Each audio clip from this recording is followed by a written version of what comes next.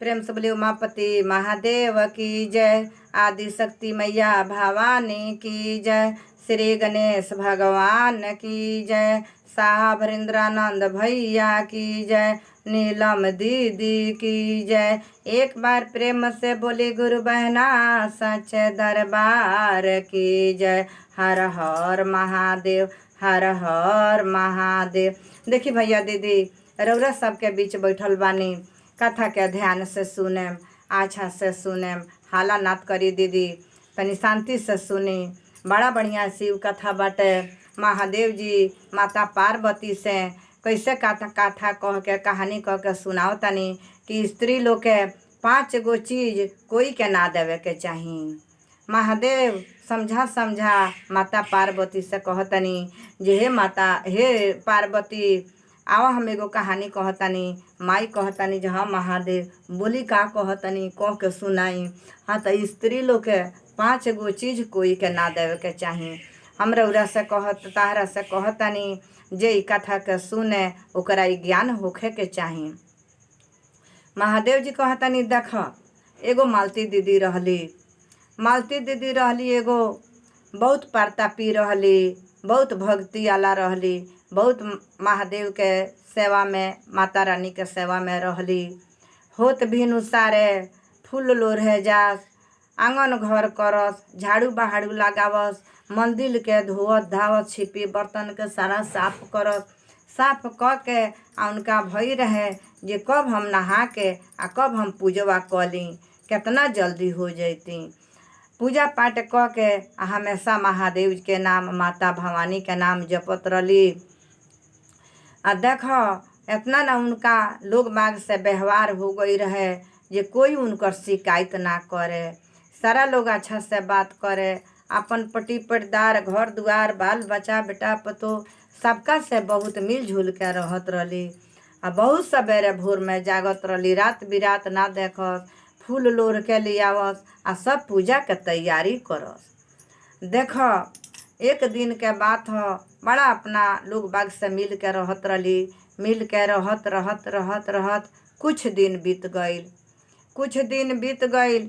एक दिन के समय के बात ह जे एगो दीदी आवतारी, कहतारी जे ए मालती दीदी, ए मालती दीदी, घर में से निकलली।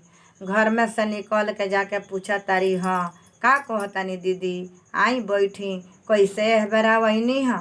सबका से उनका आदत रहे हंस के बोले के, हंस के बात करे के, सब कोई से हंस के बोलस, हंस के बात, सब कोई से हंस हंस के बात करस आ हंस हंस के बोलस। उनकर उहे बुद्धिए रहे, उहे विचारे रहे। सभी गांव नगर के लोग बहुत प्रेम दुलार से, बहुत बढ़िया से वो लोग के राखे आ करे। तो देखी भैया दीदी कहतारी उ दीदी जे हमरा एगो चीज चाही। तो मालती दीदी दे दी, हमार कार हो जाई तो लिया के हम दे दे। कहतारी मालती दीदी जे हाँ बोली दीदी का चाही। आ तो हमरा घरे 10-12 गो हित आ गइल बा, तनी बेलना चौकी दे दी कि हम वो लोग के पूड़ी बनावे के बा, वो लोग पूड़ी बना के देवे के बा खाना में, तो बन जाई तो खा पी ली लो, हम लिया के रउआ के दे दे। बेलना चौकी दे दहली पहला नंबर में। दूसरा नंबर में एगो दीदी फिर आवतारी। उ दीदी कहतारी ए मालती दीदी, ए मालती दीदी। सुन के आवाज मालती दीदी गेट पर गईली। आई ना दीदी बैठी, प्रणाम प्रणाम, आई बैठी। बड़ा प्रेम से बोलले, का कहतानी दीदी आई बैठी। तो बैठे में ना, हमरा के तावा दे दो, रोटी बनावे के बा, हमार तावा नइखे मिलत। तावा दे दहली। ओकरा बिहान भइला फिर एगो दीदी आवतारी, कहतारी कि ए मालती दीदी, ए मालती दीदी। आ तो का है दीदी, आई ना बैठी ना, का कहतानी। आ तो देख हमरा घर में पूजाई आवता, हमारा पोतीन के। आ एगो बढ़िया सुंदर कपड़ा नइखे आ ना एगो बिखो बा। तो मालती दीदी अपन अल्लाह दे दी, तनी बढ़िया साड़ी दे दी आ तनी बिखो भाव दे दी जे पहना के पूजाई हम करा दी। पूजाई हो जाई तो हमरा फिर लिया के दे जाए। मालती दीदी कहतारी एमे संकोच के काहे बतिया तनी दीदी, ठीक बा हम दे दे तनी, रउआ ले जाई। मालती दीदी दे दहली। गईली अपना रूम में जाके अपन अलमारी खोलली। अलमारी खोल के आ बीखो साड़ी लिया के दे दहली। उ दीदी लेके चल गईली। एगो दीदी आवतारी तो कहतारी ए दीदी गेट खोली ना। फिर मालती दीदी गईली जाके गेट खोलली। गेट खोलतारी आई दीदी बैठे।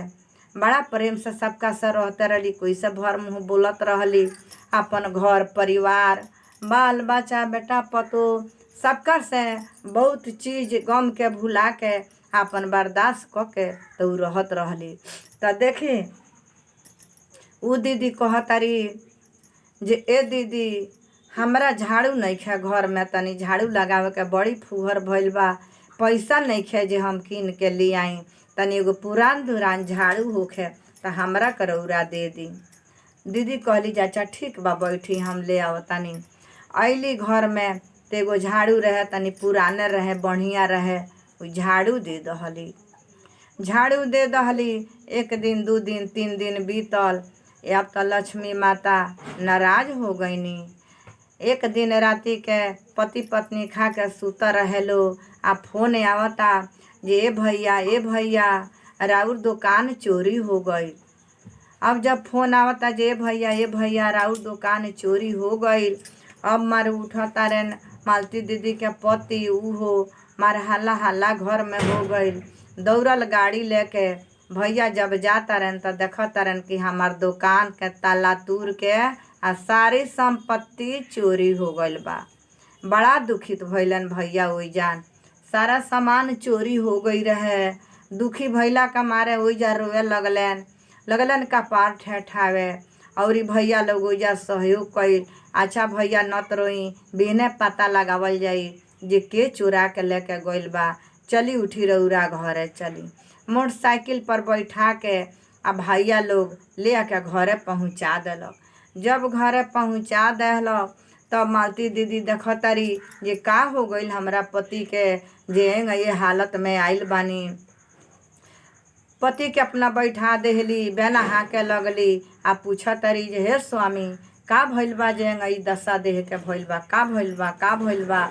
आ तो दुकान में के सारा सामान चोरी हो गईल बा। ताला तुरा गईल बा आ सामान चोरी हो गईल बा। एगो में सामान नइखे। अब तब पत्नी के आँख में से आंसू आ गई। रोए लगली। तभी अपन आंसू पोंछ के आ कहतरी अगर हमहू रोए लगे तो हमरा पति देव के मन औरी उदास हो जाई, संतोष ना बन्हाई। फिर महादेव से दया मांगतरी कि हे महादेव दया करी शक्ति दी हमरा के। चुपा गईली आ चुपा के अपना पति के कहतरी रौरा चिंता मत करी दुकान में चोरी हो गईल बा। घर के सब सामान अलमारी में पड़ल बा। ओही में से बेच के फेरो में गोदाम भरा जाई। चुपा जाई रउआ। चुप उप करा दहली। पानी लिया के देली पीलेन दतुअन उतुअन देली क लेहलेन आ तब गईली अलमारी खोले। जब अपन अलमारी खोले जातारी तो देखतारी को में एगो सामान नइखे। सारा ओमे से गायब बा आ चाभी मालतीये दीदी के लगे बा। अब वहाँ से आवतारी इहो सिर झुकौले आवतारी नीचा ताकत। तब पति पूछतारन मालती दीदी से का भइल का एंग भइल बाड़ू। तू तो गइलू हो सामान ले आवे जे अलमारी में भरल बा त काहे एंगा मुँह झावर ताहार लौकता बोली नइखे बहरत। सास लगली पूछे का भइल बा बहू का भइल बा। थर थर कांपतारी आ ढबडिया कहतारी जे एगो सामान नइखे। आ त चाभी कहाँ बा। आ त चाभी दे हमरा लगे बा। एगो सामान अलमारी में नइखे। अब पति लागतारन झार झार के बोले खिसिया बोले कहतारन जे तहरा ई गलती के दंड मिलता। कौनो मेहरारू लो आवता लो तू कौनो सामान उठा के दे देतारू आ देला के बाद घर में बैठावतारू 1 घंटा। सारा सामान हमार बर्बाद हो गईल हमार धन बिला गईल। अब कौना घाट के पानी पियल जाई आ कौना घाट के हमनी के जाई जाई। सास लगली एक से एक ताना मार मार के बोले। बड़ी बड़ी बात सास बोलत कि रोज 5 गो मेहरारू आके बैठतारी सन। रोज इनका से 1 घंटा बतियावतारी सन। रात दिन तू चल जाता रहा दुकान पर ती मेहरारूए लोग में रात दिन रहतारी। अब पति खिसिया गइलन, कहतारन जे तू हमरा घर में से निकल जा। साफ कहतारन तू हमरा घर में से निकल जा, तू हमरा घर में से जल्दी भाग, हमरा आँख से दूर जल्दी होकर। जब हमार धन सारा बिला गई, सारा धन बर्बाद हो गई, तो हम तारा के रख के का करें। इतना कड़ा आवाज में पति डांटे लगलन, बोले लगलन। जब सुना तारी तो थर थर कांपे लगली, रोवे लगली। मालती दीदी रोत रोत पति के गोड़ पर गिर गईली, सास के गोड़ पर गिर गईली। कह तारी जे हे स्वामी हमरा के मत भागाई, हम कौना घाट के पानी पियम, हम कहाँ जाएम। हमार बाप मातारी भाई भौजाई सभे परदेश के चल गइल बा, घरे केहू नहीं खे, तो हम केकरा लगे जाए में है बरा। हमरा के मत भागाई, ए में दुख काट के जियल जाई, महादेव के दया हुई तो फिर धन संपत्ति हो जाई, रौरा हमरा के मत भागाई। अब पति के बात जब ना रोकाइल गुस्सा, तो का करता रहे, झोटा पकड़ के आ घर में से बहरिया के गेट बंद कर दहले। अब मालती दीदी रोवत रोवत रोवत रोवत वहाँ से गईली मंदिर में। जवना मंदिर में हर सुख सुमार के पूजा करे जात रहली, वही मंदिर में गईली। जाके माता लक्ष्मी के लगे लगली मुड़ी पटक पटक के रोए। रोवत रोवत रोवत रोवत माई या महादेव ते इतना जल्दी प्रगट ना होखिन। बड़ा सत के परीक्षा चलेला भैया दीदी, बड़ी कठिनाई पर चले के पड़ेला, तब जाके मंजिल मिलेला। भैया दीदी कथा के पूरा सुने, कथा पूरा सुनला से रहस्य के जानकारी होला। ई सब कहानी महादेव जी माता पार्वती से मालती दीदी के कहानी कहतानी, आ माता पार्वती सुनतानी या कहत देखतानी। मालती दीदी जब माई के पूजा करे लगली, विनती करे लगली, माई प्रगट ना भइनी। वहाँ से उठ के कहतरी जब अब हम कौनो घाट के नहीं खी, अब हम चलतनी यही नदी में कूद के हम अपन जान हम अपन गंवा देम, बाकी हम कहीं ना जाएम, हम कहाँ जाई तो जाई। जैसे मालती दीदी पैर बढ़ावे लगली, नदी के ओर जाए लगली। जाके आ नदी के घाट पर बैठ के आँख मूंद देली आ कहतरी कि हे महादेव जी, हे माता पार्वती, हमरा से कौनो भूल चूक भइल हुई तो क्षमा करे, कौनो कसूर हुई तो हमरा के माफ़ करे, अब हम अपन जान गंवा रहल बानी। जब इतना कह के जैसे नदी में कूदे के फलांग लगाओ तारी, तले माता लक्ष्मी आके ओइजा प्रगट हो गईनी। कहतनी बेटी रुक जा, बेटी रुक जा, बेटी रुक जा, कह के एकदम आगे माता लक्ष्मी खड़ा हो गईनी। खड़ा भइला के बाद कहतनी आँख खोला तरी तो देख तरी कि लक्ष्मी माता जान खड़ा बानी। जब जा खड़ा बानी तो रोए लगली, गोड़ पकड़ के जे हे माई, हमरा से कहीं गलती भइलो के तो क्षमा करी, हमरा में कौन कसूर भइल बा जे हमरा घर में इतना हड़कंप मचल बा, कलह आइल बा। माँ हमरा गलती के क्षमा करी, कौनो राह देखाई, हमरा घर में शांति दी। माई कहतानी जे देख बेटी, कौनो गलती नइखे भइल, तू 5 गो गलती कइले बाड़ू, वही गलती के कारण हम तारा घर से रुष्ट होके आके जन हम क्रोधित होके बैठल बानी। तारा घर में हम जले रनी तले खुशी रहल, हम चलल बानी तो वही से ही हाल भइल बा। तो हे माँ, हमरा से कौन कसूर भइल बा माई, तनी हमरा के बता देती तो हम अपना गलती के सुधारे के तैयार बानी। आ तो देख एगो कसूर तू कैले बाड़ू, हाँ देखी भैया, एगो कसूर तू कैले बाड़ू। देख तू तो बेलना चौकी दे दहलू, तू अपन बिखो भाव दे दहलू, तू घर के झाड़ू दे दहलू, तावा दे दहलू। आ देख तू मांगे गईलू तो उदे बन क के लोग रवाना हो गई रहे। अपना घर के चीज केहू के बेलना चौकी ना देवे के, केहू के तावा ना देवे के, केहू के झाड़ू ना देवे के, अपना देह पर के वस्त्र कोई के ना देवे के। केंगा तार अलमारी में के चोरी हो गईल ह, आ तू कह के गईलू ह जे रुकी अलमारी में के चोरी हो गईल बा, हम जकरा के आभूषण देले बानी तो मांग के लियावे जातानी। तू मांगे गईलू ह तो आदमी रहल, तो हे माई ना रहल, ओकर घर बन रहल, तो देख तू लौट के अइलू ह, लेके भाग गईल बा। देख बेलना चौकी ले गईल तो ना देलक, झाड़ू ले गईल तो ना देलक, का जाने अगला दी कि ना दी, एकरा बाद तू मत दीह, अब इहे तारा में गलती बा। अब माई के गोड़ पकड़ लेहली आ पकड़ के रोए लगली, रोअत रोअत रोअत रोअत। माई चुप कराई, चुपास ना बेटी, चुपा जा, चुपा जा बेटी, चुपा जा। चलो अब से गलती मत करी ह, हम तारा घर में फेरे आएम। रोए लगली, कहली माई हो माई अब हमरा से गलती ना हुई, रौरा बिना हमरा शरण नइखे माई, रौरा हमरा घर के चली। माई कहनी जे चल आगे हम आवतानी चल। और वहाँ से मालती दीदी मंदिर उर से लौट के आवत रहली। जैसे लौट के आवत रहली तले माई जाके घर में प्रवेश कर दिले रहनी। जब प्रवेश कर दिले रहनी तब फोन करता लो केहू, भैया ये भैया ये भैया, अरे राउर ताला खुलल बा आ पूरा गोदाम राउर भरल बा, रौरा कहाँ बानी।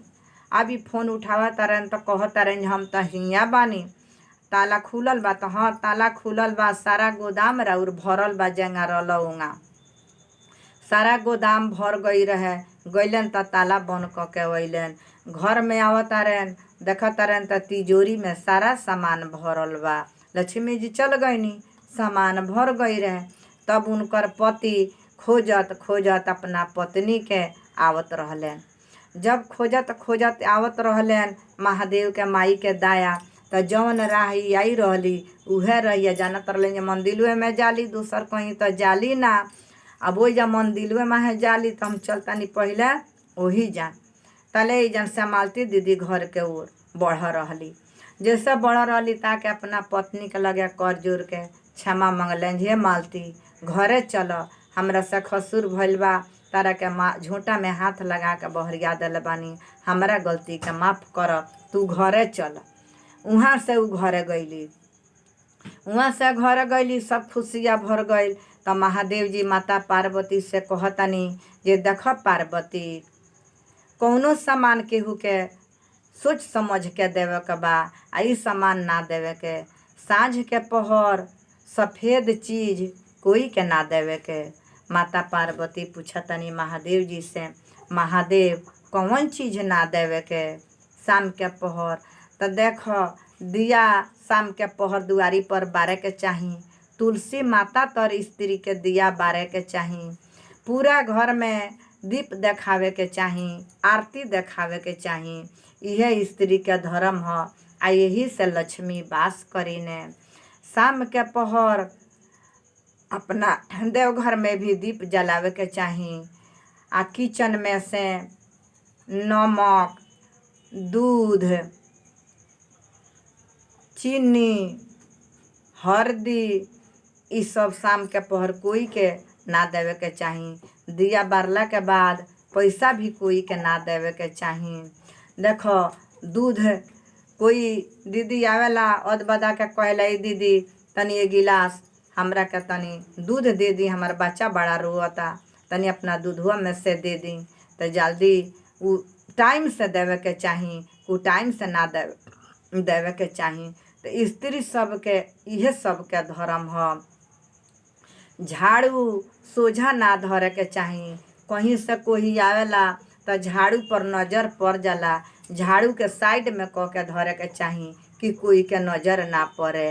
अगर औरा झाड़ू लगावतानी, दीदी भैया जे ई कहानी के सुन रहल बा, झाड़ू भी लगावतानी तो झाड़ू लगा के आ ऊपर से दीदी लोग पटक देला, ठुक दे, लक्ष्मी माता ओ में वास करीने। लक्ष्मी माता ई मालती दीदी से बतौले रहनी, महादेव जी बतावतानी। लक्ष्मी माता बतौनी जे मालती देख लोग झाड़ू लगा देला, आ झाड़ू लगा के जहे पावेला तहे ध देला, कोई आवेला तो नजर पड़ेला तो उससे हम रुष्ट हो जाइने। झाड़ू लगा के कोई ऊपरे से ध देला, ठहाक दे हमरा चोट लग जाला, ओहू से हम रुष्ट हो जाइने। कोई का करेला जे सामने झाड़ू खरहारा ध देला, कोनो सामान ध देला, आ केनहू से आवेला तो लाते ओकरा के टार देला, अपना पैर से टार देला। ई सब देख के हम रुष्ट हो जाइने, हमरा बहुत दुख होला। तो ई सब ए तरह ना करे के चाही। कौनो चीज के निहुर के हाथे उठा के ओकरा के धरे के चाही। ई सब माता लक्ष्मी के अपमान वाला बात ह, सामने ना धरे के। रात में बाल्टी बा ओकरा के खाली ना धरे के चाही। होत भिनु सारे बाल्टी में पानी भर के धरे के चाही, खाली बाल्टी ना धरे के चाही। दुआरी पर एक लोटा पानी भर के धरे के चाही। सब थन गे माता लक्ष्मी मालती दीदी के बता देहनी जे देखा मालती हम तारा घर में आ गइल बानी। ये सब कहानी से हम खुश रहीने आ यही सब 5 गो गलती से हम रुष्ट हो जाइने। आ महादेव जी ने माता पार्वती से कहतानी। तो देखी भैया दीदी कथा जैसे मालती दीदी के घर में लक्ष्मी जी आके बैठ गईली, ओ तरह जे भैया दीदी ई कहानी के सुन रहल बा सबका घर में माता लक्ष्मी आके वास करी, सबका गलती के क्षमा करी, कसूर के माफ करी, सबका के सही राह देखाई, सबका मन में शांति दी।